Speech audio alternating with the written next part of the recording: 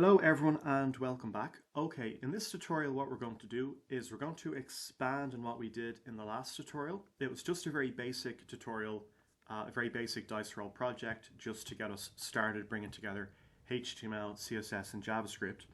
What I want to do in this tutorial is add to our dice roll tutorial.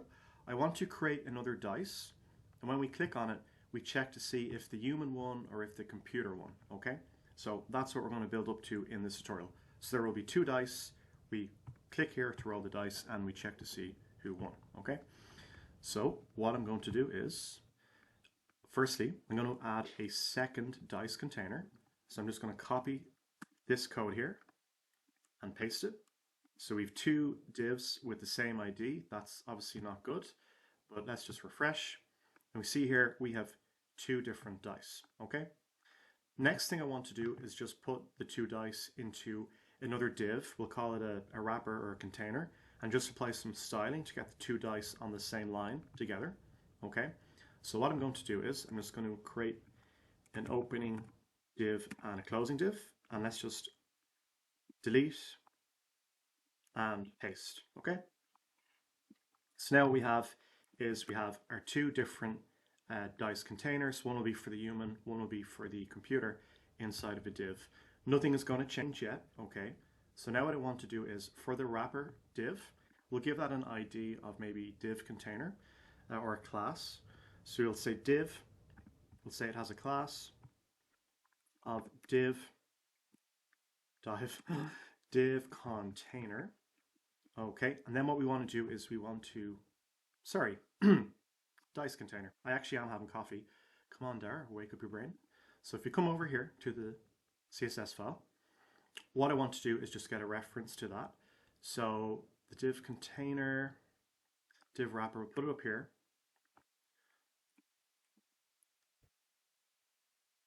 So what I just want to do is just give that a display of flex, and that should move the two dice onto the same row together, because what I've done is I've taken our two divs, put them inside of a wrapper called div container, and I've now applied styling to have a display of flex. So now if I refresh, we have our two dice together, and that's awesome, but only one dice is working. What I want to do next then is just very briefly, I think we need to give the dice just a bit of margin. They're very close together, so let's do that. We'll do a small bit of margin. Let's do like 10 pixels. 10 pixels is basically nothing, just to get us started. So let's save and refresh. And I think that looks fine. You could do more if you wanted. Okay, awesome. So now, basically we have our two dice together, but what we want to do is, at some point we're going to get a result.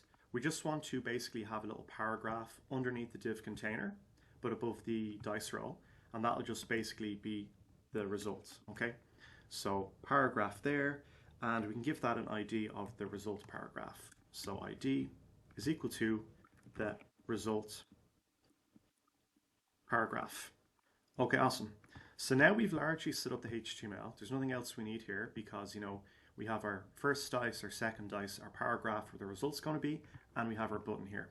Now what we want to do is get both the dice to roll. But first we're just going to select the various elements from the page. So for example, I've given this this one here, sorry, this one here should be dice wrapper, not container. So let's just do wrapper. So dice wrapper,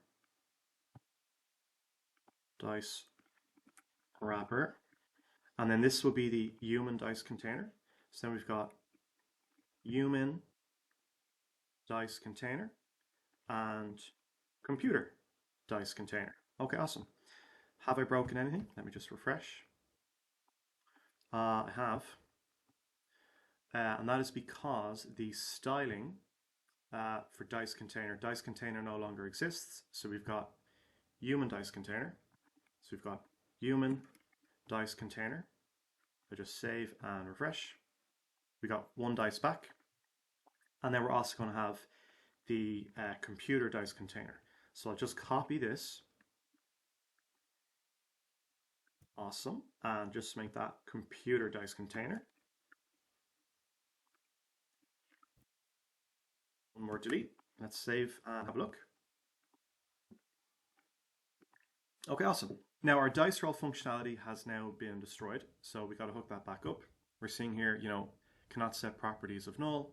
We won't worry about that for now. Okay, awesome. So now what do I want to do? Well, in our JavaScript file, okay, we have a reference to dice container, okay, but that's actually now going to be the human dice container. So we'll say let human dice container be equal to human dice container. We also want to get the dice container for the computer as well. Also, because we're not going to be changing the values of these elements we're getting from the document object model, you can use const. So we're going to have const button, const human dice container. We want to use camel case there. We also want to get the computer dice container.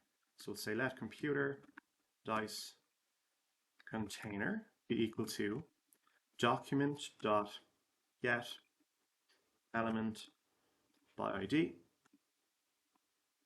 And what we want to do is just get this human dice container here. So I know this is a bit boring right now. We haven't really gone into JavaScript yet, but I'm just getting all the elements from the document object model.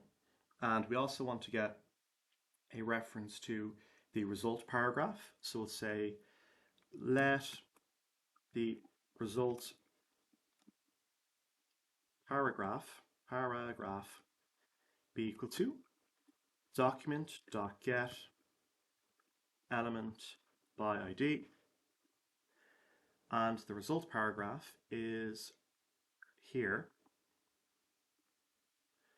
Okay, so let result paragraph be equal to document.get element by ID. Okay, that's awesome. Okay, now what I want to do is, because if you think about it just very briefly, when we click on roll the dice, okay, we're going to be rolling the dice twice. Once for the human and once for the computer. So what I want to do is, I actually want to create a function called roll dice. So when the user clicks on the button, we're going to roll the dice once for the human and once for the computer. So let's do that. So what we can do is we'll use a function declaration. We'll say function roll dice. So it's going to be a function that doesn't receive any arguments. And what do we want to do? Well, what we want to do is we want to create a variable. We'll call it rolled dice. We'll say let rolled dice be equal to, and we can just take the logic that we've built here, okay? So what we know, we've done this a few times together now, is to get a random number in JavaScript, we use mat.random, okay? If we multiply it by 6 and then floor it, we're going to get a number, as we saw previously, between 0 and 5, and then we just add 1. So now we get our rolled dice. And what we can do is we can actually basically then return the result. Okay, so we could say return rolled dice. So now what we've done is we've actually created a function that rolled the dice. So what we can do is we can actually delete the logic here, because what we actually want to do is we want to get the human dice roll and the computer dice roll. So we'll say let human dice roll be equal to, and all we need to do is just call or invoke the roll dice function.